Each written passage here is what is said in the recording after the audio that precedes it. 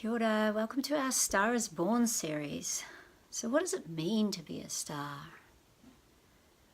You know, what's the star about? So the star is about self-esteem. It's about radiance, it's about confidence. When we're the star of our own lives, we can show up, be who we are, and be happy to shine in the light of who we are. So self-esteem, it's something that needs to be nourished for most of us. And it doesn't matter how old we are, what stage we are, we can build up the sense of ourselves by learning to trust ourselves. So when we trust ourselves more, we naturally feel better about who we are. So to trust ourselves, first of all, we need to learn to listen to ourselves.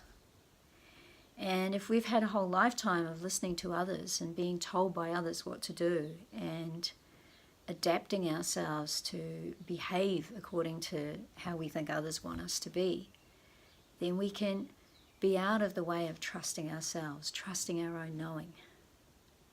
And a star, if you think about stars in, like movie stars or musicians, they have to trust their talent. They have to believe in themselves. They have to connect with that self-belief and shine it out as they project into the world. So for us, it's the same. Like as we learn to trust who we are, that trust who we are is enough, right? And respect who we are. Be willing to recognize that each of us, we're the star of our own life because we're the one who's living it. We've got our own unique talents and gifts, and they're going to be different to everyone else's. They don't need to be the same. That's why we're unique. So respecting ourselves, trusting ourselves, and loving ourselves. That's the key to being a star of our own lives. And with self-love, self-trust, self-respect, we get self-esteem. And stars nurture their self-esteem. They get challenged by self-esteem. They can feel amazing when they're channeling their own creative power, their unique gift. But in the rest of their lives, they might be a total mess. So learning to, find balance with those three things, self-trust, self-love, self-respect, is one of the ways we can work with nurturing self-esteem and making that a conscious journey.